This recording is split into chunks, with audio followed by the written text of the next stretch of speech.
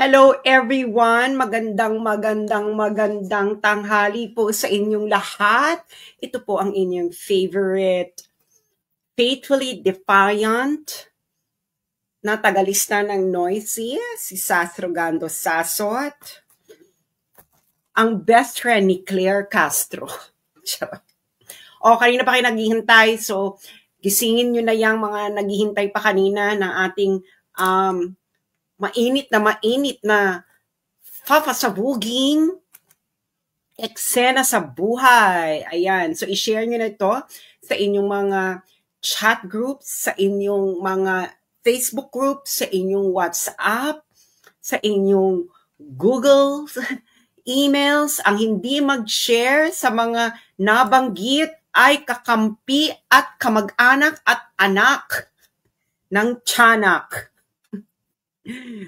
Share na. Click share. Ganon. Para mas marami po ang makaintindi ng mga nangyayari sa Pilipinas ngayon dahil hindi lang po sapat na tayo ay dilat, dapat din po tayo ay mulat.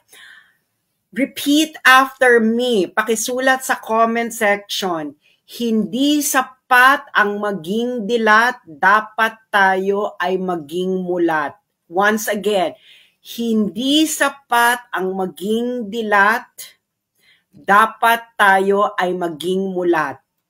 Okay, all together now. Hindi sapat ang maging dilat, dapat tayo ay maging mulat. Ganon. Okay, so eto na. Eto na ang eksena ng kabuhayan. Siyempre, no, alam niyo naman, ang idol natin ay ang ating Pangulo. Kakatanim pa lang, buti na harvest ka agad. So, click share. Nako, yung mga kakilala nyo na kanina pa nag-aantay dahil kakatapos ko lang pong kumain dahil hindi pa po kumakain since 1982. So, pagpasensyahan nyo na, pero ito po ay bonggang-bongga, super bongga. At para malaman ninyo ang mga kaganapan sa ating kabuhayan. So, paki-share, click share, and yung mga hindi pa kumakain dyan, kumain muna kayo. Pwede nyo rin itong pakinggan habang kumakain kayo. Mas maganda habang kumakain kayo with your group of friends para malaman nila kung ano ang nangyayari at ginagawa ng ating mga kalaban. Dahil ang ating mga kalaban ay sobrang ng desperado na patahimikin ang kanilang hindi mapantayan na boses sa social media. Ayan. So, bibigyan ko lang kayo ng update, no? Kasi yung iba sa inyo excited na makross na natin ang half a billion views. So, ngayon, ang ating 90-day metric, ayan na. Ewan ko makikita nyo ba yan? Nakikita nyo ba yan? Or, hindi makita. Ayan. Ang ating pong ang ating 90-day metric ay 432,000.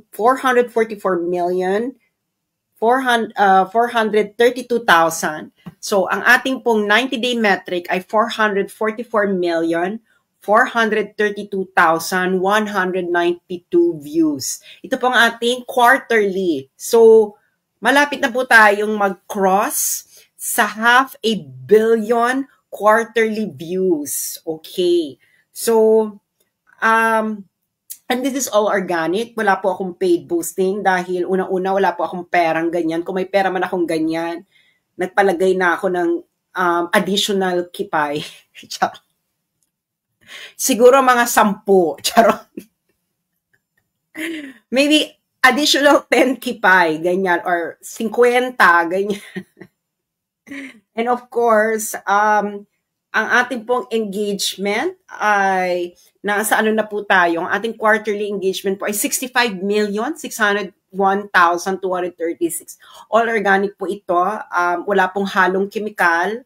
At kaya desperado na po silang patahimikin ang mga bosses na hindi nila kayang mapantayan dahil mauubusan po sila ng pera. Okay, mauubusan po sila ng pera para ito'y mapantayan. So, ang ginagawa nila ay desperate tactics. Pero nga po, alam nyo po, pag nandito ka sa ganitong eksena sa buhay, dapat hindi ka aanga-anga. Pag aanga-anga ka, di ba? Pag aanga-anga ka, matitimbog ka ng mga ng mga kawatan, ng mga taong ang eksena sa buhay ay manggancho sa 2028. Wala pa akong balak tumakbo ng politika. Hindi pa po, mas marami pa po akong mas gustong gawin sa buhay ko kaysa yung mga sinasuggest nyo. Yan po ay hindi ko po pinangarap yan. Okay, so eto na ang eksena ng ang ating kagandahan, okay, ng ating alindog. I-share nyo na, ayan. Kasi kanina pa kayo naghihintay, di ba? So yung mga naghihintay, nasa na kayo, kanito dami-dami yung excited. Hintayin ko muna kayo, okay? Habang hinihintay ko kayo, magchichismisa muna tayo. Sabihin nyo na yung kanina pa mga naghihintay. Diyos mio, kumakademand kayo, tapos ngayon nasaan kayo? Di ba? So, babala lang po no sa mga DDS vloggers, kayo ang number 1 target nito. Ang ginagawa nila para mapabagsak kayo ay ire-report kayo ng impersonation, business impersonation. Yan kasi ang ginawa sa dati kong page na may 900,000 followers na. Okay? Ang ginawa nila is nireport nila ng business impersonation. So, paano nire-report yung business impersonation? Ang gagawin nila, gagawa sila ng maraming versions ng page mo. Okay? Gagawa sila ng maraming version ng page mo. Sino ang kinokontrata nila dyan? Bangladesh, mga Bangladesh groups. Bakit ko alam? Kasi problema talaga yan sa Facebook, yung Bangladesh at Vietnamese hackers group. Okay, so yun ang gagawin nila. Gagawa yan ng maraming clone ng page mo. Tapos, ang gagawin nila is i-mass report nila yung page mo, sasabihin, ini-impersonate mo yung ibang page. Or yung may-ari ng ibang page, halimbawa, maraming page, sasabihin, ini-impersonate mo sila, mas bongga yun. Di ba? So, ganun ang ginawa nila sa page ko. Gumawa sila ng maraming clone nung For the Motherland at nagtagumpay sila. Siyempre, may mga friends in high place. Bakit ko nalaman na business impersonation ang na-report? Because meron po tayong mga kaibigan, mga cyberpunks na ibinigay po sa akin ang record sa Facebook kung ano ang dahilan ng nireport ako at bakit na-disabled. Hanggang ngayon po, hindi ko pa nababawi yung page ko na yon. Okay? Kahit in-email na ako ng Facebook na ibinalik na raw nila. Pero hanggang ngayon, hindi pa nila binabalik. So, ganun po sila ka-desperate. Ngayon, paano po ito maiiwasan? Maiiwasan, hindi po kahit mag-blue badge kayo, hindi kayo makaka-escape dito. So, paano ito maiiwasan? Mag-live po kayo ng mag-live, katulad po nito, lalo na po sa mga personal accounts ninyo. Kasi kung may page kayo, syempre, i-report nila yung personal account mo. But anyway, this applies to both Facebook page and personal account. So, halimbawa ako, ngayon, nagla-live ako, di ba? Nakikita niyo yung pangalan ko dyan. So, ngayon, kung gumawa ka ng clone ng page ko, tapos hindi ka nagla-live stream, tapos, hindi ka naman ganito, hindi naman tayo pareho ng pangalan, hindi tayo pareho ng pagbumuka, paano ngayon ako ma-report na ako, in-impersonate kita? Hindi ba? And yung mga nag-recommend po sa akin mag-blue badge, etc. Hindi ko na po kailangan yan kasi ang tagal-tagal na po akong nire-report for fake name, for ganyan. And ilang beses na po akong kinunan ng Facebook ng ID. So, kaya nga ito, nung nireport yung Facebook page ko, ina-atake rin nila tong personal account ko. So, itong pinapanood nyo ngayon ito, this is my personal account. Okay, meron akong public page before. So, ito, personal account. So, sabay nilang nire-report for impersonation. Okay? doon sa Facebook page, nagtagumpay sila. Kasi hindi ako madalas mag-live doon eh. Nagsusulat lang ako. Dito, ito, hindi nila natimbog. Okay, paano ko nalaman hindi nila to natimbog? Kasi, yung Facebook, minessage ako. Sinabi, i-verify ko raw yung identity ko, magpadala ako ng government ID, ganyan. Nagpadala ako, hindi nila to natimbog. So, ngayon, ngayon, ang gusto nilang gawin din sa page ko, sa Facebook account ko, profile account ko, gusto nilang a very desperate attempts, no? But ang gusto talaga nilang gawin is to physically eliminate me. Kasi habang ako ay may alindog at nakikita at naglalakad at may boses, may kamay, may nasa tamang pag-iisip, merong bunganga, hindi nila ako mapatahimik. Alam nila yan, hindi nila ako mapatahimik. So, ang gusto nilang gawin ay ako ay physically eliminate. Siyempre, ang gusto nilang gawin is pauwiin ako sa Pilipinas. Kasi paano mo na nga naman ako mag-physically eliminate kung wala ako sa Philippines? Ganyan ang galawan po sa Pilipinas. Okay? Ganyan ang galawan sa Pilipinas. Alam nyo na yan, hindi ba? Pag ang kalaban sa politika hindi mapatahimik, they will physically eliminate. Halimbawa, ngayon 2025, hindi ba may mga tumatakbo, malakas ang kalaban. So anong ginagawa nung iba? Pinapakulong nila yung kalaban nila para hindi makapag-campaign, hindi ba? Or kakasuhan nila or worse, ititegi boom boom, di ba? So i-click share nyo na po yan. Huwag po kayong magpapadala ng stars dahil hindi po yan sa akin nire-remit ng Meta. Okay? May utang pa po sa akin si Meta ng napakatagal na. Yung subscription ng mga fans ko, ng fans ng page ko, ng about 1 year worth of subscription na hindi nila niremit sa akin. Okay, so wag po kayong magpapadala ng stars. Tigilan nyo po yan. Sinabi ko na, matagal ko na sinasabi. Okay, so now, ipangkain nyo na lang yan. No? Kung gusto nyo magbigay ng tip at ma-support, paano nandyan sa baba na taker. Pero hindi kayo required dahil po tayo ay sanay po tayong maghutom, sanay po tayong magdildil ng asin. Pero ang ating po mga kalaban, hindi po ito sanay magdildil ng asin. Kaya po sila ay ating huhubaran para malaman ito ng taong bayan. Okay, may mga magulang dito, no? Pakinggan nyo ito at maybe kung makita nyo may sustansya akong sinasabi, ipapanood nyo ito sa inyong mga anak, lalo na dun sa mga mahilig maging woke, nang makaramdaman sila ng sampal ng katotohanan. Okay, now, bibigyan ko kayo ng konteksto.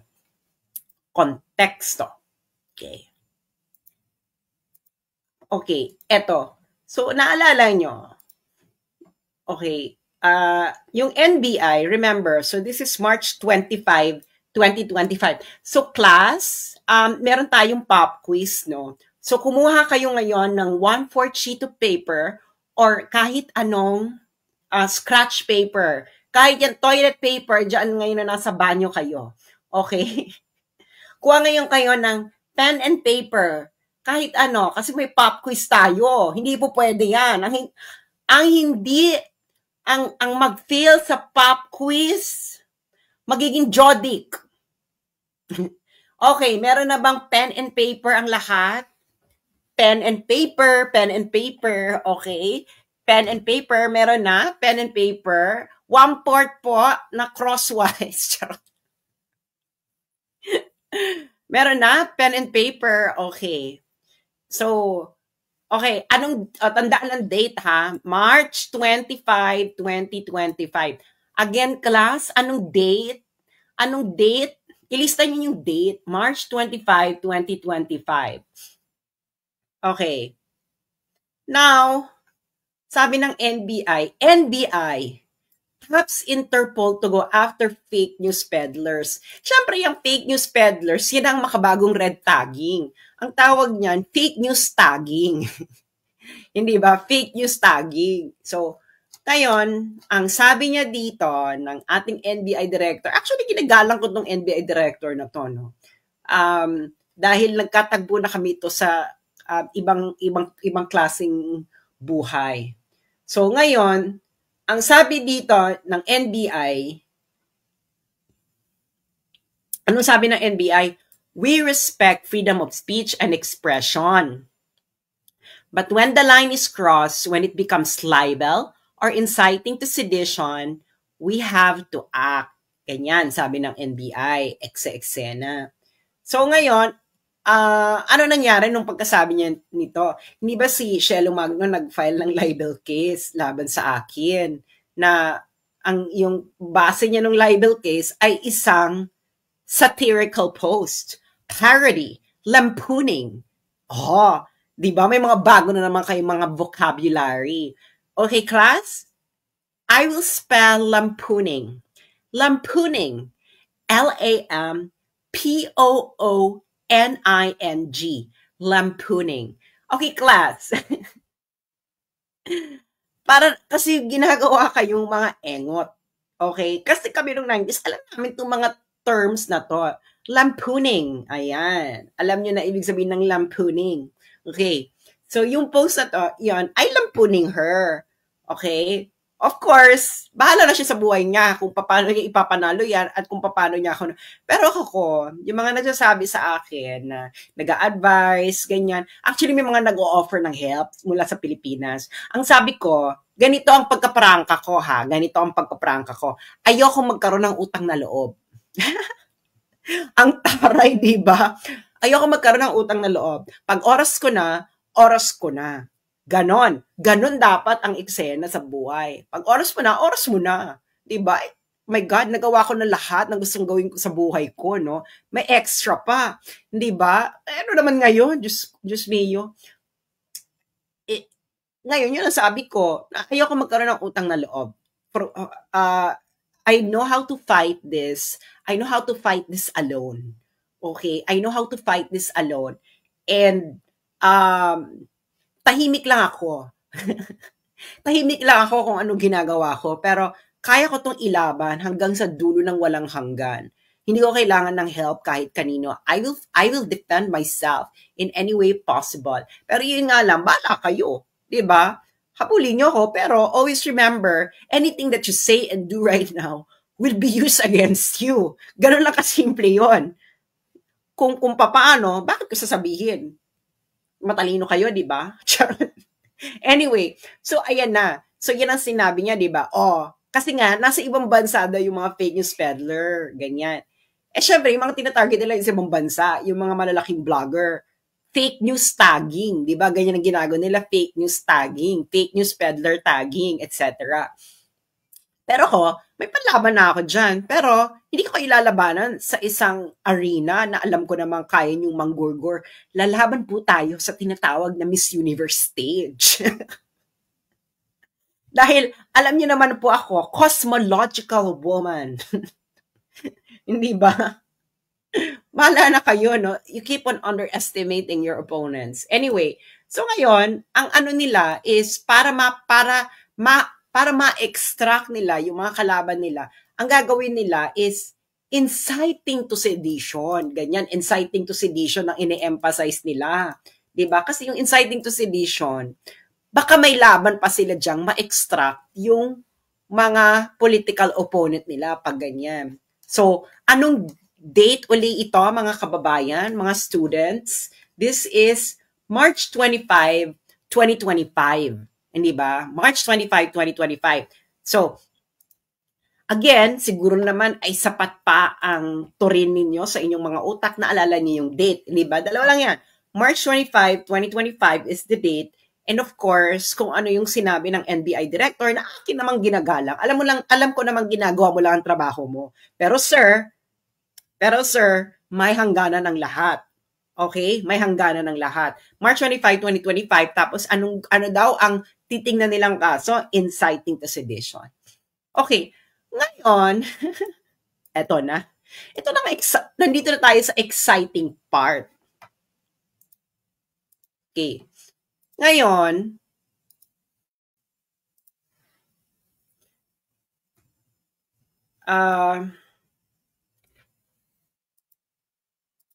Ngayon, noong March 26,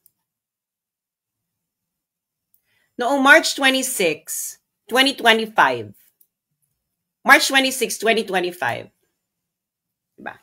Paano ko ba ito papalakihin na? Okay. Noong March 26, 2025, so a day after, nakatanggap ako ng email sa isang anonymous person. Ang pangalan pa, Andres Bonifacio 13 at protonmail.com. Actually, na-flag pa to na possible phishing. Ngayon, ginawa ko ng legitimate para hindi siya mabura ng protonmail. Okay? So ngayon, Andres Bonifacio 13, March 26, 2025. Can you imagine, a day after na merong kuning-kuning. Pwede naman coincidence lang to, di ba? Mga kababayan. So, ipagpalagay na lang natin na ito ay isang coincidence lang. Hindi ba? Sabihin na lang natin na isa siyang coincidence. Hindi ba? Coincidence lang po ito, ha? Yan ang sinasabi ko, coincidental. Charot. Ngayon, ito pa, may ganyan. Hello, Miss Sas, ganyan pa ang message. We are forwarding this message in behalf of all the uniformed personnel, katipunan ng pulisya. Eksena ninyo sa buhay. Tapos, who are disappointed and disgusted with the political exploitation. Paano ba naman kung hindi ko makikita na napakaboba ninyo? Wrong spelling, wrong class. Ano yan? Political exploitation. Of the current, our intention is to show our grievance against the political driven actions. Mga beshies, ano ba? And to urge others who are grieving in silence. Tapos, ang sabi pa, we entrust this video in your Facebook page as one of the credible source of information and we align with your opinion. Nagigets yun na. Nagigets yun na kung anong gustong gawin. Okay. So, ngayon, kung hindi man naman kayo Jehovah, 1/2 and 1/4, na sobrang urgent ninyong magtanim ng inciting to sedition sa akin, hindi ba sinabi nilang, we entrust this video. Sabi, bibigay namin tong video. Tapos, sa dulo, ang sabi pa niya, naway maikalat po ninyo ito, maibigay sa tamang page na may parehong paninindigan ukol sa kasalukuyang administrasyon. Alam nyo, ganito ha. Ganito lang yan. Tagalin ko muna. Ganito lang yan. Pag ako po ay pinupure, ang bullshit detector ko, ang taas ng bullshit detector ko, pag puring-puri, alam mo yon, yung mga ganyan-ganyang eksena sa buhay. Ang taas ng, kasi ayoko ng bullshitan. Mas gusto ko yung bardagulan, gusto ko yung raw, ganyan. Ayoko yung unang pasakali is, I admire you, ganyan. Ayoko ng ganon. You know, go straight to the point, what do you want? Ganyan. Kasi ako, what you say to my face is what you say to my face. Hindi mo ko kailangan bula-bulahin. You know, I'm only interested with good arguments, even though it's against my own argument. Alam mo yon, ayoko ng mga ganyan, ekse-ekse ng kaganapan. So ngayon,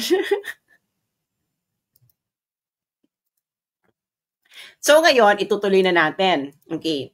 So ngayon, ito ang nakakaloka. Di ba sinabi, we entrust this video, kuning-kuning. So, di ba pinadali na lang 1853? Tapos walang video attachment.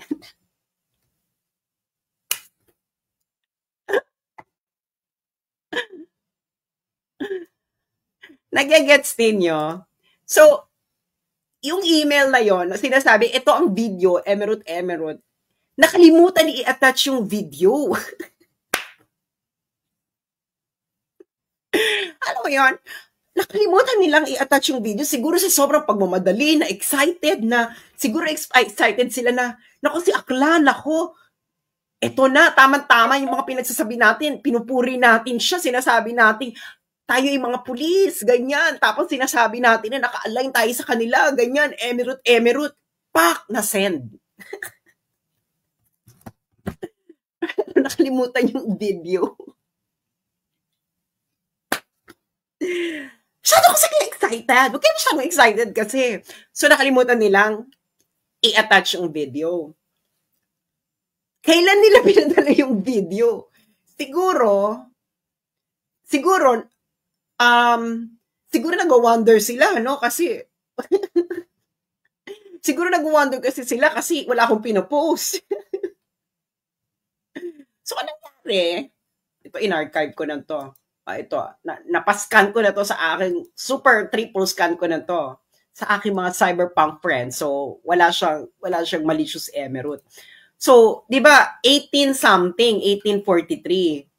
Dahil sa sobrang kahihaba nila, sa sobrang pagmamadali nila, nakalimutan na yung video. So, in-attach niya yung, ngayon, naging yung video, sinend ng after 1 hour.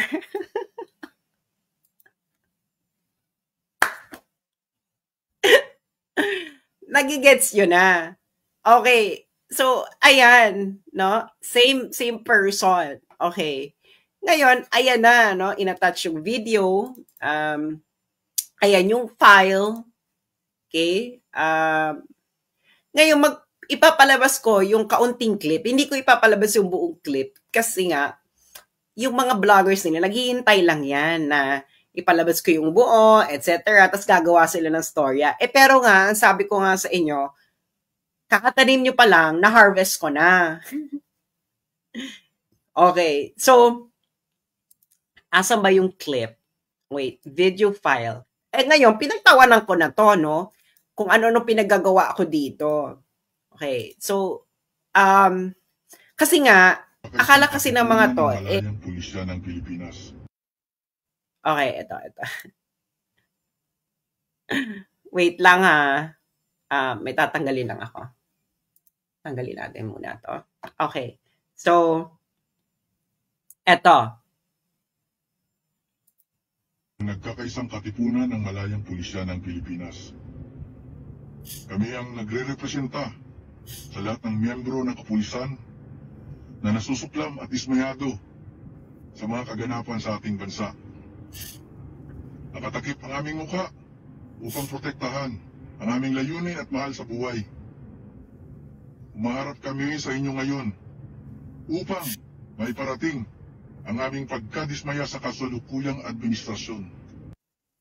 So, nakita nyo na. So, yun ang sabi, nakasakay sila ng kotse. Okay? Nakasakay sila ng kotse, nagda-drive yung kotse. Kaya makikita dun sa likodan, may mga ilaw-ilaw ng mga dumadaang sasakyan. Okay. So ayun ang eksena nila. Nakita nyo na. It is tanim inciting to sedition. Okay. Ngayon, kanino to pinadala? Pinadala ito sa 2 vlogger na tina-target nila na nakatira sa ibang bansa. Sino? Kaninong pinadala? Kay Maharlika na nakatira sa US at ako na nakatira sa China. Dito sa Beijing. So yan ang tina-target nila. Kaming 2 pinagdalan. So, aking mga estudyante, isa nga bang coincidence na March 25, 2025, sinabi ng NBI director na akin naman talagang ginagalang. Alam ko namang ginagawa mo lang ang iyong trabaho, pero may hangganan ng lahat, sir. Na sinabi niya noon, yung iba kasi nakatira abroad. Pero kung ang kaso, libel or inciting to sedition, lalo na inciting sedition, baka merong chance na makuha sila. Diba? And then the next day, may tanim inciting to sedition video. Syempre, ang ginamit nila proton mail, no? Kasi yung proton mail po, yun ang ginagamit kong proton mail. Mahirap kasing makuha yung IP address nung mahirap kasi makuha yung IP address nung email kasi kailangan mo mag-request sa Switzerland. Sa Switzerland kasi nakabase ang ProtonMail at matindi yung privacy law doon. So ngayon sila, syempre natimbog na natin. So ngayon, hanap na uli kayo ng ibang paraan na kunwari inciting to sedition, etc. Kasi yun ang gusto nilang gawin, inciting to sedition. Pero nga, ang masasabi ko lang is, ang masasabi ko lang sa inyo, yung mga tumatarget sa amin ni Maharlika, anything that you say or do will be used against you. Diba? Para ngayon tayo si Tore, anything that you say or do will be used against you. Because may pattern. There is a pattern already. And then there are already state-level decisions demonstrating what kind of government we already have in the Philippines. At iba't ibang bansa ang merong ganitong findings. Belgium, Timor-Leste, ano pa ba? US, soon Netherlands. Kaya nga, anything that you say or do at this point will be used against you. So, ayun ang eksena sa buhay. Ngayon, ano bang ginagawa nila? Papalawakin na natin ang story ng buhay. Okay. Ano bang ginagawa nila? Meron po kasi itong, kaya nga dito sa title natin, Ukraine Parallel. Okay? So, naalala niyo yung ginagawa nila na tinatag nila yung mga bloggers na pro-China, ganyan, tapos inciting to sedition, may ganito, may eksena. Pero ang ginagawa nila, pinagtatakpan talaga nila yung mga exposés ng mga bloggers, lalong-lalo na sa corruption. And this is where it's going to be more exciting. Okay, kasi nga, meron na itong parallel sa Ukraine. Okay, papakita ko sa inyo. So, halimbawa, itong Ukrainian blogger na to, si Anatoly Shary, hinahunting to ng Ukraine. Hinahunting siya ng Ukraine. Kinasuhan ng high treason, ganyan. Tapos, ang accusation sa kanya, accused of peddling Kremlin propaganda. O diba? Ganun na ganon ang strategy ng inyong mga kuyakoy diyan sa Pilipinas. So si Anatoly Shary yung tina-target nila. Bakit si Anatoly Shary? Okay. Si Anatoly Shary, papakita ko lang sa inyo. Anatoly Shary. Ewan ko kung tama ang aking pronunciation. Si Anatoly Shary, okay?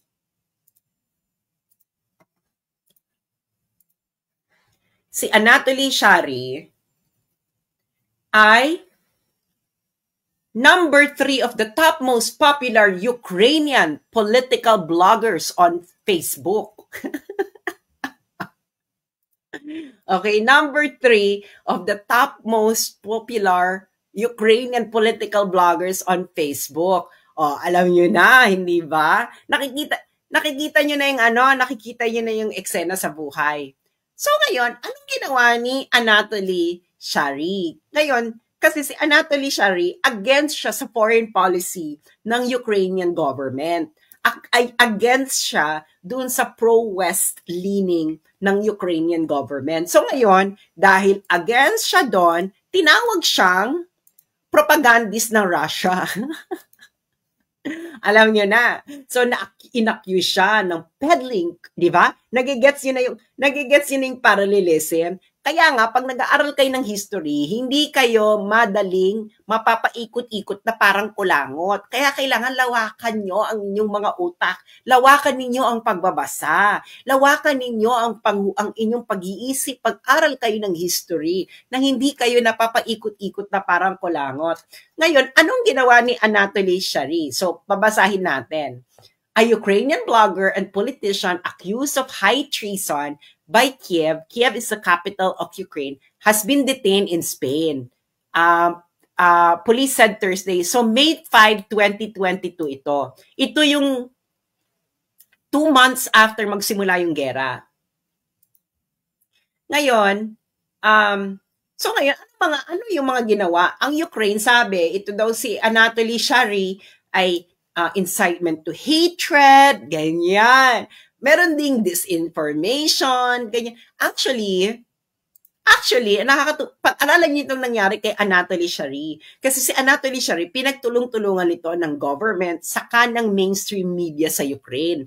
Kasi ang mainstream media sa Ukraine, pag-aari po yan ng mga oligarko sa Ukraine. Same banana ba sa atin? Sabihin niya, same banana ba sa atin? Yes or no? Sabihin niya, isulat niya sa comment section, same banana. Diba? Same banana. Again, 1, 2, 3. Same banana. Kung same banana, nag-gets yun na. So, pinagtulungan siya ng Ukrainian government at ng mainstream media sa Ukraine. Yung mainstream media sa Ukraine, pag-aari ito ng mga oligarko. Hashtag same banana. Banana Republic. Okay, tuloy na natin. Ngayon, ang nangyari, so hinahunting siya. Ngayon, itong si Anatoly, imbierno siya, no? Kasi malaki talaga ang following ni, sikat, talaga siya, top political blogger talaga sa Ukraine at against siya sa foreign policy ng Ukrainian government. Kaya tinawag ngayon siyang peddling Kremlin propaganda. O, diba? Ganun ang eksena. Ngayon, kita nyo na, in a Facebook post following the arrest, Ukraine Security Service said that it had reason to believe Shary was acting on the order of foreign agents. Hindi ba? Nakita nyo na yung pareho sila ng pareho ng narrative, yung Ukrainian government saka yung Philippine government. Okay. Ngayon, ano bang ginawa ni Shary? Bakit siya hinahunting talaga ng Ukrainian government?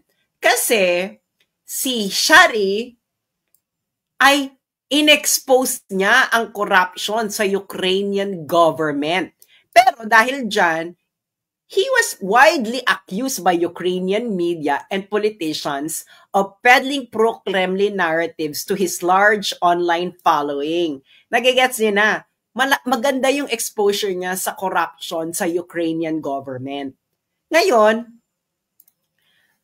para ma-delegitimize si Anatoly, yung Ukrainian blogger na yon, tinawag na lang nila, ay hindi, lang yan, Russian propaganda lang yan, ganyan, ganun ang eksena. Yan ang nangyayari kay Anatoly Shary. Nagtagumpay ba ang Ukraine laban kay Anatoly Shary? Well, ang dami nilang ginawa, no? Ang dami nilang ginawa para masiraan si Anatoly Shary. Ang isa dito, for example, ito, ang ginawa nila, inakusahan nila si Anatoly Shary ng pedophilia, ng PDF. Okay? Tapos, syempre, nakatira siya sa Spain. So, mabuti pa yung news agency sa Spain, pina-fact check. Sabi nila, sabi sa kanya, kasi sinabi daw nila na ito si Anatoly, nag-engage daw ito ng PDF sa Netherlands. Kaso, wala namang siyang ganong kaso sa Netherlands, pero ganyan ang ginawa nila ng Ukrainian government kay Anatoly Shary, na isang top political blogger sa Ukraine, na para siya ay ma-delegitimize ang kanyang boses, tinawag siyang pro-Kremlin propagandist, ganyan. Tapos, ang dami nilang ginawa kay Anatoly. Alam mo yung tinapunan pa ng Molotov cocktail ang bahay niya, ganyan sa Spain. Ganyan sila kadesperado. Kasi nga, sikat si Anatoly Shary sa Ukraine. Binabasa siya ng maraming Ukrainian. Ngayon, dahil nga against siya sa foreign policy ng Ukrainian government at ini-expose niya ang corruption sa Ukrainian government, tinarget ngayon siya ng mga kawatan sa Ukraine. Para malaman ninyo, ang Ukraine po ay Pilipinas, ay same po ang level ng corruption. Same. Same. Hindi sila nagtagumpay kay Anatoly Shary. So, ang gusto ng Ukrainian government, i-extradite from Spain. Hindi pumayag ng Spain. Parang nasarado na yung kaso ni Anatoly Shary. So, safe si Anatoly sa Spain. Hindi nagtagumpay ang kagustuhan ng Ukraine. Pero, maraming pagbabanta sa buhay ni Anatoly kahit sa Spain. Like, nilulusob yung bahay niya, etc. sa Spain. Okay. Kasi nga open borders sa sa EU eh. Well, hindi kasama doon ng Ukraine, but of course, once you cross the border, nandun ka na sa EU, sa Schengen area, you can freely move around. At maraming for hire sa EU Kaya nga sinasabi ko dito kay Maharlika at saka kay Roque, mag-ingat-ingat kayo dyan. Dahil marami dyan for hire. Hindi lang ito nababalita internationally, pero ako tumira ako ng Netherlands, marami diyang for hire. Gets you na? So ngayon, same, di ba? Same yung ginagawa. Pero nga, dahil hindi tayo magpapatahimik, ngayon, sino ngayon ang umuusig? Di ba? Yung House of Representatives, sila talaga yung pursigidong umuusig at nagtatagpa, ito, mga pro-China, Emeru, Chava. Pero hindi tayo magpapatibog. Okay? Lalakasan pa natin ang ating boses at i-expose pa natin lalo ang kanilang kagahaman. Okay. Siyempre, dapat lahat may evidence ba? Evidence. Okay. So, ngayon, papakita ko sa inyo kung gaano katakaw ang House of Representatives under sa pinsan ni Bongbong Marcos na ito ay kanyang tinetolerate ay baka pa nga ine-encourage. Hindi ba? Ngayon, yung mga protector of the people na makakakinig sa akin ngayon at nakikinig at sumusubaybay, pagkatapos ninyong panoorin ang video na ito, gusto kong tingnan ninyo ang inyong mga anak sa mata at sabihin ninyo kung ang ine-expose ko ba ay tama or mali. Yung mga protector of the people. Yun lang, titingnan nyo lang yung mga anak ninyo sa mata at sabihin ninyo, nako, yung ini-expose ni Sas tungkol sa House of Representatives, ganito. Ganun lang pero kailangan ninyong mapakinggan. Dahil ito ay grabe itong kagahamanan ito. Okay? Grabing kagahamanan. Okay. So, ano ang ating source of information? Okay. Dahil sabi ng Congress, kailangan daw ng documents. Okay. So, nandito ngayon tayo sa website ng Senate of the Philippines, 19th Congress. So, ito yung mga, nakikita yung General Appropriations na report. Okay. Ano yung mga report na yan? Bibigyan ko yun ng background. Ang mga report na yan ay yung kung ano yung napasang bill na sa House of Representatives tungkol sa budget the next year. So, halimbawa ito, General Appropriations for the year, fiscal year 2023. Ibig sabihin, ito na yung na-approve na sa lower house, sa House of Representatives. Ngayon, i-consider na siya pagbobotohan sa Senate. So, tingnan natin tong 2023. So, ayan, nakikita nyo na Committee Report number 10, General Appropriations FY 2023. So, na-file ng November 8, 2022. Okay, matters reported. Okay, so, bubuksan na natin yung file. Okay, so ito, makikita mo dito. So, as you can see, prepared and submitted by the Committee on Finance, November 8, 2022. So, the Committee on Finance to which was referred House Bill number 4488. So, nakikita nyo na dyan. So, ibig sabihin, ito yung nanggaling sa House, no? Ito yung napasa House Bill number 4488. Ibig sabihin, ito yung napasang budget sa House of Representatives for 2023. Okay? So, ngayon, pagbobotohan to ng Senado, kung may babaguhin ba sila, may dadagdagan, babawasan. Okay. Marami ditong anomalya na hindi really stupid, etc. Pero ito, ang titingnan natin is kung gaano kagahaman itong House of Representatives. Okay. So nakikita nyo dito, di ba? Okay. So this is the committee report. Okay. Nakikita nyo dyan,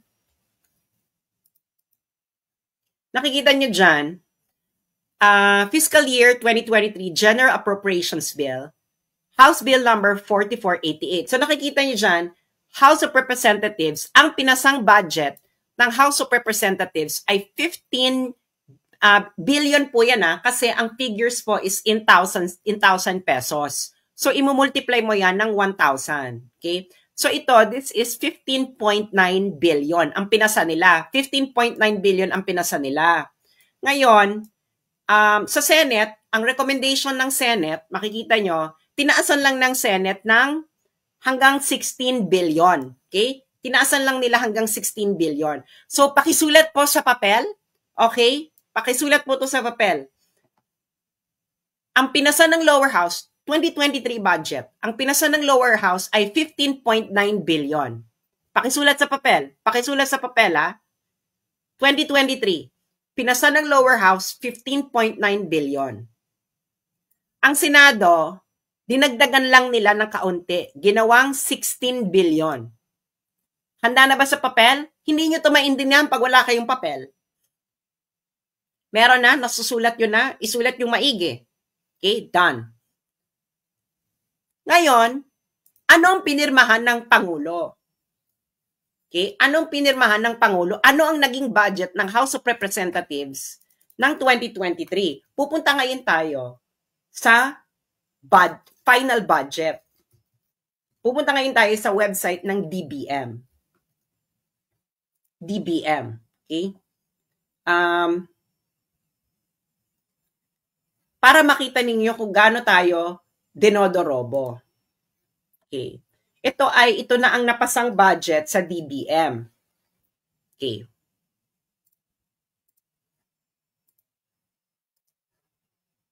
Ito na ngayon ang pinirmahan ni Bongbong na budget. Okay. So magkano yan? Magkano yan?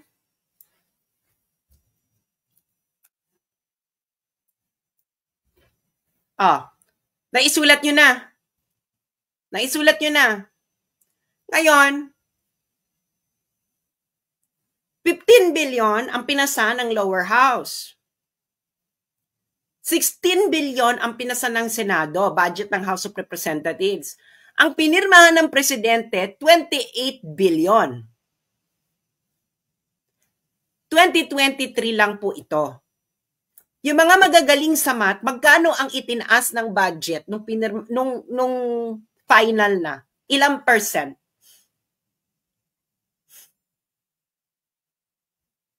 Ilang percent? 2023 pa lang ito. Ito ang first budget cycle ng House of Representatives under Romualdez at Marcos. 2023 pa lang tayo. Nakalagay na, nakita nyo na sa papel.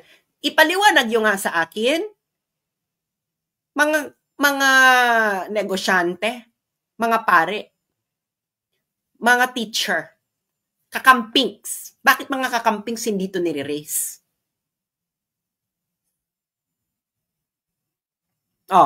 Yung mga magulang ditong may mga kakamping na anak, papanood nyo ito at itanong ninyo sa inyong mga anak bakit hindi ito issue. Nagets yun na. 2023, yan. Okay. Nailista nyo na para maipapaliwanag ninyo sa inyong mga kainuman, katrabaho, kaangkas, kataksi, ka-jeepney. Okay. Now, pupunta ngayon tayo sa 2024. Pupunta ngayon tayo sa 2024. Okay. Siyempre, dahil kailangan ng documents, babalik ulit tayo sa records ng Senado. Okay. So, eto, tapos na natin itong 2023. 2024 naman tayo. 2024. Okay, so ayan din, General Appropriations Act for 2024, filed on November 7, 2023. So, ida-download natin yung report. Okay, so makikita nyo dyan, ito ang committee report number 155. Ayan, regarding House Bill number 8980. Yung House Bill number 8980, ito yung budget na pinasa ng lower house. Okay, so, syempre, kailangan ipasa rin ng Senado. Okay, ngayon, pag nakita nyo dito, okay, so, ito ngayon ang budget na pinasan ang House of Representatives. Okay? Isulat nyo this is for 2024. Under House Bill number 8980. Ang pinasa is 16.1 billion. Pinasa ng lower house, 16.1 billion. Ngayon, yung Senado naman, dinagdagan lang yung budget nila ng napakaunti lang. Ilan lang yung dinagdag nila? 22 million. So, naging 16.192. Maliit lang yung dinagdag ng Senado. Nailista nyo na for 2024. Nailista nyo na. Ilista nyo yan para meron kayong maididiscuss sa inuman, kahapagkainan, etc. Okay. Nung pinirmahan na ni Bongbong Marcos ang budget, magkano na ngayon ang naging budget ng House of Representatives? Okay. Pupunta ngayon tayo sa DBM. Again. Diba? For 2024. Okay, 2024 budget. Okay. 2024 budget. Okay. Ito na ngayon ang pinirmahan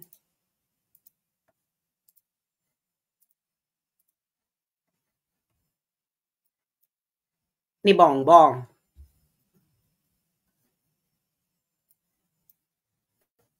Ayan na. Gets yun na. Naging 28 billion 692 million 977. Inilista nyo na. Nailista nyo naman ng bongga, di ba? So, ngayon, isipin ninyo, paano ngayon itong tumataas ng parang katatanim nga lang, tapos naani na. Okay. Nailista nyo na. Okay. Ngayon, pupunta ngayon tayo ngayong year na to, 2025. 2025. Okay? Babalik ulit tayo sa record ng Senado. Kasi mas transparent itong Senado, no? Kahit papano. Mas madaling mag-navigate. So, ito ngayon tayo, ngayong year, 2025. Okay. So, General Appropriations Act, 2025, final siya ng November 5, 2024. Ito ngayon ang report. Okay. So, ayan, makikita nyo, ito ang document. Ayan, galing Senado, Committee Report number 335, ganyan, House Bill number 10800. So, pupunta ngayon tayo dito kung magkano yung pinasa ng House of Representatives na budget nila. Okay. So, eto. So, fiscal year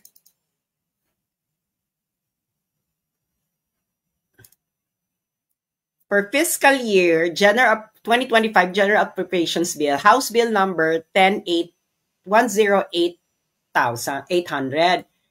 Ang pinasa nila is 16.34 billion. In thousands po yan. So, imumultiply mo ng 1,000. So, yung mga piloso po dyan, matuto kayong magbasa ng budget. So, yung Senado, binigyan lang sila ng additional 9 million. So, naging 16 billion 354 million 442 million. Ilista nyo ilista ninyo. Ito ang pinasa ng House, binigyan lang sila ng additional 9 million ng Senado at ang naging ang pinasa ng Senado 16 billion 354 million 442,000. Okay, nagets yun na. Ngayon, Ano ang pinirmahan ni Bongbong? Biglang tumaas. Alam mo naman, may pattern. Hindi ba? May pattern. So, pupunta ngayon tayo ng 2025. 2025 GAA. Pupunta ulit tayo ng DBM. Okay. Pupunta ulit tayo ng DBM.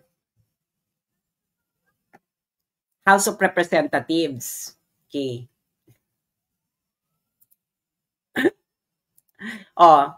Eto na ngayon ang pinirmahan ni Bongbong.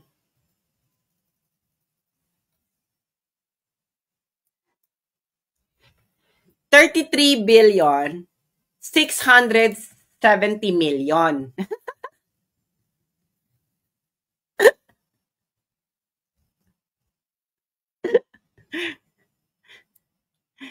$33,670,000,000. Nailista nyo na ba sa papel? Kasi may pop quiz tayo, ha? May pop quiz tayo. Kailangan pag-uusap. Para pagdating ng inuman, hapagkainan, kausap ninyo yung mga kakamping, meron kayong isasampal. Diba? So ngayon, nailista nyo na. So nakita nyo na kung ano yung nangyayari. Okay. Ngayon, sino ba nag-e-expose yan? Ako po, matagal ko nang ini-expose itong kaeng-engan nila sa Kongreso dahil nga sobrang garapal na. Garapal na. Ngayon, kung yung mga nagtatanong po, paano ba yung previous Congress? May ganyan ba silang hocus-pocus? Actually, ni-research ko na rin yan. Kasi nga, baka naman normal lang ito. Hindi ba? Normal lang na ito na bigla na lang lolobo ng bonggang-bongga yung budget ng House of Representatives. Kailan po lumolobo yung budget nila? During po ng Bicameral Conference Committee. Ang Bicameral Conference Committee, dapat lang itong i-reconcile yung dalawang version ng budget. Yung Senate at yung House of Representatives. Pero ibang reconciliation po ito. Dahil nakita nyo naman, i-consult nyo uli yung notes nyo, i-review nyo uli ito, maliit lang naman yung dinagdag. So, bakit lumobo ka ng bonggang-bongga? So, yun, ni-research ko na po ito at tiningnan ko na po yung mga dokumento ng past Congress. Ito lang po yung mga nakita kong available na records. Okay? Available na records. Ito yung mga available records na nakita ko na kompleto 2011, 2013, 2017, 2019, 2020, 2022, 2023, 2024, 2025. Okay. So, eto, makikita nyo sa table na ginawa ko. Okay. Ito yung mga House Speaker. Si Feliciano Belmonte Jr. noong 2011, si Feliciano Belmonte Jr. noong 2013, si Pantaleon Alvarez noong 2017, si Gloria Arroyo noong 2018, si Lord Alan Velasco 2020, Lord Alan Velasco noong 2022, and then 23, 24, 25, Martin Romualdez. Kung yung mga nagtatanong po, paano po si Alan Peter Cayetano, hindi po naging House Speaker si Alan Peter Cayetano during a budget cycle. Okay, maigsi lang ang kanyang termino. So makikita nyo dito, okay? Kaya nga sabi ko sa inyo, kumuha kayo ng papel para madali nyo itong maintindihan. Okay? Ngayon, House Chamber version, ibig sabihin ng House Chamber version, ito yung pinasa ng House of Representatives. Senate Chamber version, ito yung pinasa ng Senado. Yung final budget signed by the President, ito yung dumaan sa BICAM na sikreto. So makikita nyo dyan, okay? Nung panahon ni Feliciano Belmonte Jr., 2011, kay Pinoy, 13.06% lang ang tinaas ng budget ng House of Representatives pagkatapos ng BICAM. 2013, 8.53% lang ang tinaas after ng BICAM. Under kay Pantaleon Alvarez, isang year lang naman siya naging congressman, naging House Speaker, 0% ang tinaas ng kanilang budget after ng BICAM. Kay House Speaker and former President Gloria Arroyo, 0.08% lang. Kay Lord Alan Velasco, 12.86% lang ang tinaas after BICAM. Nung sumunod niyang naging sunod na year na speaker siya, 0% lang ang tinaas. Pagdating kay Martin Romualdez at sa pinsan niyang si Bongbong Marcos, immediately, 2023, 75.06% ang tinaas ng budget nila after BICAM. 77.21 noong 2024 at 105.93% noong 2025. Nakikita nyo yan? Ang pinasa ninyo, 16 noong 2023, ang pinasa ninyo sa harapan ng taong bayan, 15.97 billion. After ng BICAM, naging 28.01 billion. Noong 2024, 16.17 billion ang pinasa nila sa harapan ng taong bayan. Pagkatapos ng napaka-secret na BICAM, naging 28.69 billion. Noong 16.34, noong 2025, ngayong year, 16.34 lang ang pinasa ninyo sa harapan ng taong bayan. Tapos biglang naging 33.67 billion pagkatapos ng BICAM. So ngayon, dahil sa BICAM na yan, magkano lahat ang nakubra ninyo? So 5 plus 3, 8. About, mag-ilan yan? I-add nyo nga yung 28, i-add nyo nga yung, i-add nyo nga kung ilan yung tinaas niyan. Mga 50, mga 50 billion siguro to. Dahil sa BICAM, for 3 years. Okay. Ngayon, yung mga nakikinig sa akin dito, lalo na mga magulang, corruption ito, hindi. Corruption ito, hindi.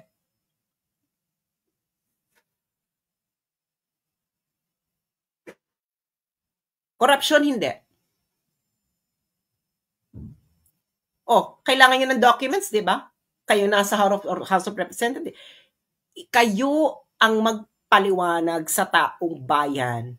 Bakit ninyo inawardan ang mga sarili ninyo ng multi-billion na pera ng taong bayan during BICAM? At ang sinasabi ko sa inyo, itong dinagdag nila dyan ay may binawas somewhere, of course. Kasi, ano yan eh? Ito ang pera natin, ito lang yung nakuhang, ito lang yung revenue, so ito pa ikot-ikot nilang na pera. So may binawas yan somewhere at idinagdag sa budget nila. Corruption ba yan? Hindi. Ilang bilyon yun, no? 3 years.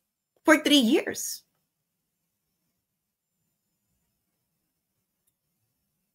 Sabihin, panoorin nyo to uli at sabihin nyo to sa mga anak ninyo. Paliwanag ninyo, lalo na yung mga nagpipiling-piling nakakamping. Bakit tahimik sila dito? Ilang bilyon to?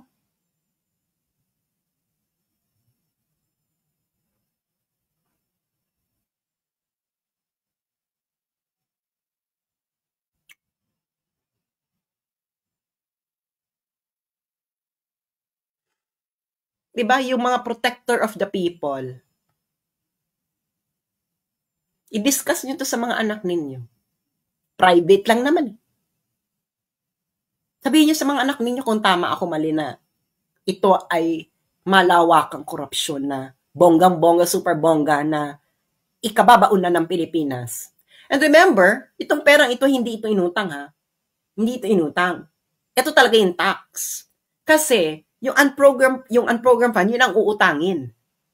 O yung iba. Kasi ito, diretso na to sa kanila. Hindi rin utang. That is your taxes. Yun na yun. Yung utangin na lang nila yung mga pang-infra, ganyan. Pero yan, hindi yan utang. Kaya kailangan yung mangutang dahil napupunta sa bulsa nila. Can you imagine? Yung ipapasa ninyo sa harapan ng taong bayan, ganun. Tapos pagdating ng BICAM, biglang lulobo. Hindi lang lumobo. Daig pa nito ang 5-6.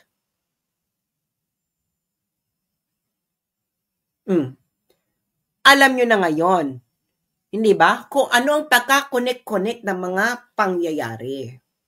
Hindi ba? Ngayon, china-challenge ko si NBI Director, kung talagang makabayan ka, dapat itong imbestigahan mo. Dahil pasok naman ito eh. Dahil ano to, krimen to eh. Pera ng taong bayan ito. Corruption is a national security issue. Dalawang bansa na ang nagsasabi niyan. Sa US, they consider corruption as a national security threat. Dito sa China, ganun din. They consider corruption as a national security threat. Kayo, ayaw ninyo i-consider na national security threat ang corruption. Bakit? Dahil yung mga dapat mag-decide na kung ano ang national security threat, sila ang gumagawa ng national security threat na yon. So nagbobolahan lang tayo, di ba? Nakita nyo na yung nangyari sa Ukraine.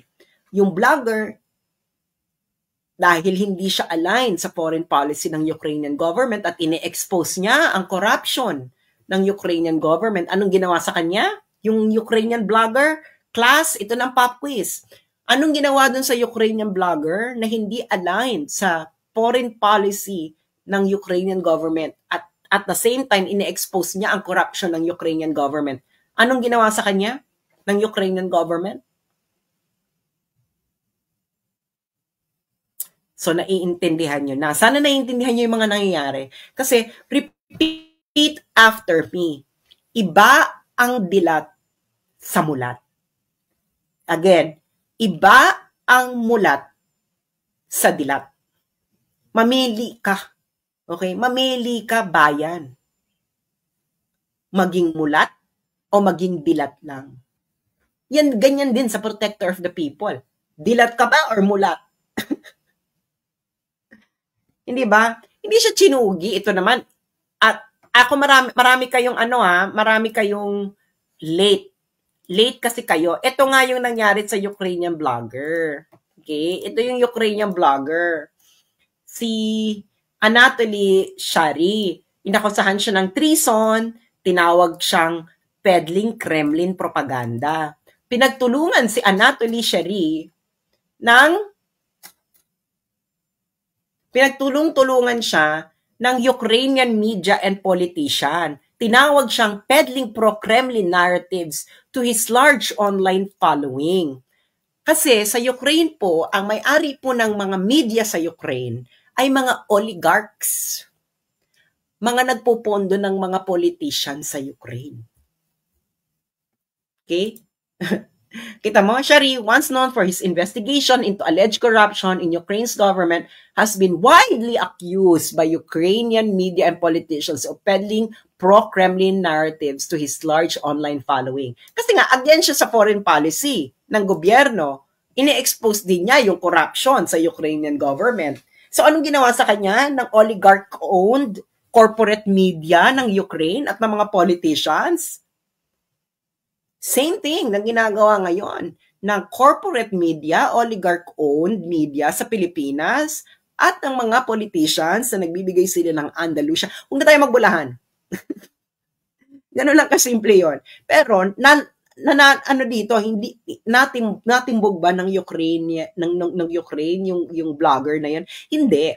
Bakit hindi? Kasi nga malinaw na malinaw pa sintamis ng wine, sintatag ng sunshine. Charot. Okay, ganun din ang ginawa. Ginamit din ng Interpol, ganyan, etc. Kaya nga sinasabi ko sa inyo, same. Ang Ukraine po at Pilipinas, pareho po to ng level ng corruption. Pareho siya ng level ng corruption. Pareho din po yung mga media niya ay oligarch-owned. Pareho din po yung mga media ay nalalagyan ng politiko. At yung mga politiko din, ganun din. Pag na-expose yung corruption nila, gagamitin nila yung mainstream media para yung mga independent na vloggers na hindi naka-attach sa mainstream media ay tawagin nilang fake news peddler. Ganun lang po ang katotohanan doon. Hindi ba? Yung sinabi ko ba ngayong information sa inyo ay ibinalita ba ito ng mainstream media? Yes or no? Yes or no? Yung binigay ko ba sa inyong information ngayon ay narinig ninyo at napanood sa mainstream media? Yes or no? No. Ilang bilyon yon, hindi ba? Ilang bilyon yon. Magtanong-tanong na kayo, bakit hindi ito gustong i-cover ng corporate media, ABS-CBN, GMA, News 5, Inquirer, Rappler? Why? Hindi ba isa itong iskandalo na bonggang-bongga, super bongga? Tahimik, hindi ba? Mga kakamping, tahimik din. Bakit? Ilang bilyon to? Ding, ding, ding, ding, ding. We're not talking about 50 million. We're not talking about 100 million. We're not talking about 500 million. We are talking about 50 billion in 3 years. At kitang-kita yung paper trail. Hindi ba? So, at yun ay sa budget pa lang ng mga opisina ng congressman. Hindi pa po doon kasama ang AIX, ang tupad, 4Ps, at kung ano-ano pang ginagawa ng mga congressman na pinamimigay-migay. So, ang corruption po, in the past 3 years, ay hindi na po ito normal na corruption. Ang tawag po dito ay institutionalized ano na to? Mafia level na po ito. Okay, mafia level na, mafia level. So ngayon, bahala kayo kung anong gagawin nyo sa information na to. Pinakita ko sa inyo ang source mismo ng mga dokumento, DBM at Senate. Diba? Grabe katakaw. Ito yung walang kaibang katakawan, hindi ba? Daig ang 5-6. Again, yung pinakita ko, budget pa lang yun ang opisina. Wala pa doon ang AIX, tupad. Ano pa ba yung isa? AIX, tupad, at yung iba't iba pa nila mga ginagawang ayuda. So, good luck po sa inyo. Kung gusto nyo lang maging dilat, ayaw nyo din maging mulat, bahala kayo, nagtatrabaho kayo para ilagay sa bulsa ng mga iyan. At hindi lang ito normal na korupsyon, ha? Ito ay, Diyos mio, Santissima Trinidad. Busog na busog na busog na busog sa lusog. Ganon. You decide whether you're going to stay just dilat or you're going to be mulat. Hindi ba? Yun lamang po. Maraming salamat po sa inyo. At sana huwag nyo lang itong ituring entertainment dahil kinabukasan po ng mga anak nyo nakasalalay dito at ng susunod na henerasyon. Bahala kayo kung ayaw nyong gawin ang mga dapat ninyong gawin, ayaw nyong pag-usapan ito, kung ayaw nyong magising. Para na lamang kayong, parang feudal times na kayo ay nagtatrabaho, magbibigay kayo ng taxes para may pangpaligaya si Lord. Yung mga landlord. Which is what's going on. But if you still don't want to wake up to the reality, keep on dreaming, keep on being entertained, and maybe one day you'll wake up just like Ukraine. Thank you so much. And sana ay namnamin ninyo ang ating mga pinag-usapan dito because behind the jokes and the way I delivered it is a truth that must not be stopped being spoken. Maraming salamat po at magandang tanghali muli. This is for the motherland. I am